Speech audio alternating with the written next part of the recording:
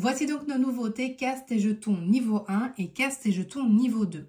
Dans le niveau 1, vous allez travailler donc la catégorie, c'est-à-dire on va trier des jetons en fonction de différentes catégories.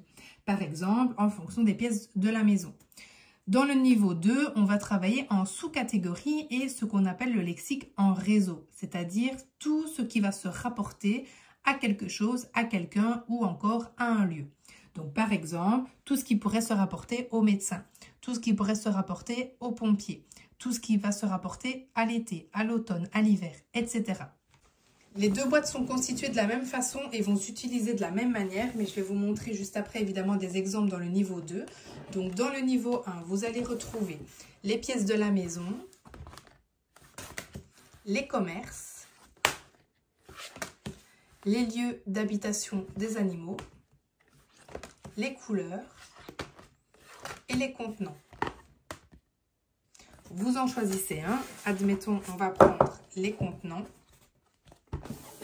Je vais ensuite choisir le paquet de jetons qui s'y rapporte. La petite astuce pour que ce soit plus solide et surtout plus simple pour vos enfants, c'est de laisser tous les autres plateaux en dessous quand vous le repositionnez sur la boîte. Et pour le retirer, simplement vous appuyez sur un coin. Vous installez donc à votre enfant tous les petits jetons. Voilà, donc ce sont des jetons en gros carton comme ceci, illustrés. Vous placez donc tous les jetons sur la table face cachée ou face visible pour votre enfant. Tout dépend si vous souhaitez qu'il ait la surprise de ce qu'il découvre ou bien s'il peut choisir. Et ensuite, on va simplement aller trier. Donc par exemple, ici, j'ai des boucles d'oreilles. Eh bien, je vais les mettre dans la boîte à bijoux. Ensuite, j'ai une pince. Je mets dans la boîte à outils. J'ai des crayons de couleur, ça va dans le cartable et ainsi de suite.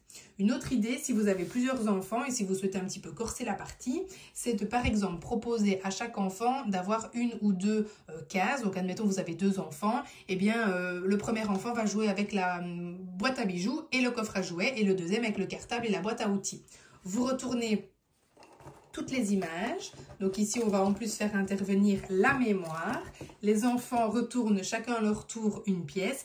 Ils regardent, est-ce que ça appartient à moi ou à mon frère ou ma sœur? Eh bien, et moi, j'avais choisi la boîte à bijoux. La montre va dans la boîte à bijoux, je peux le mettre. Et le premier qui a réussi à remplir ces 2 contenants, eh bien, aurait remporté la partie. Le principe ici sera donc de travailler du vocabulaire assez simple mais qui est spécifique puisqu'il va maintenant être catégorisé dans une catégorie spécifique comme voilà tout ce qui appartient par exemple à la boîte à bijoux pour les contenants. Mais ça c'est pas forcément le plus simple. Pour les tout petits on peut partir sur les couleurs par exemple. Et puis ensuite voilà les pièces de la maison, les commerces, les lieux d'habitation des animaux. Donc quels sont les animaux qui vivent à la ferme, dans la jungle, dans la forêt, dans l'océan, etc. Dans le niveau 2, ici, on va travailler sur du vocabulaire qui est encore plus spécifique et qui ne sera pas forcément catégorisé parce qu'il va être sous-catégorisé. On est ici dans des choses beaucoup plus précises, du vocabulaire plus précis également. Et on va donc, comme je vous disais, faire appel au lexique en réseau. C'est-à-dire qu'on va trouver tout ce qui se rapporte au hamster.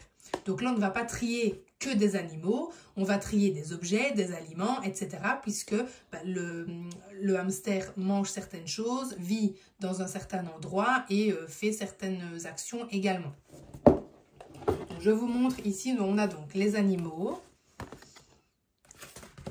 les moyens de transport, les sports, les métiers,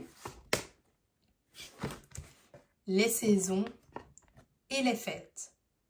Et donc là où je vous dis que ça va être plus spécifique, c'est que dans le niveau 1, si vous vous rappelez, ici on ne triait que des bijoux, que des jouets, que des outils, que des fournitures scolaires. Ici, que des objets qui appartiennent à la salle de bain, que des objets qui appartiennent à la cuisine, etc. Alors qu'ici, on va avoir tout ce qui se rapporte à Noël. Donc ça pourrait être des décorations, donc des objets, mais également des aliments, avec par exemple des biscuits, du pain d'épices, la bûche, etc.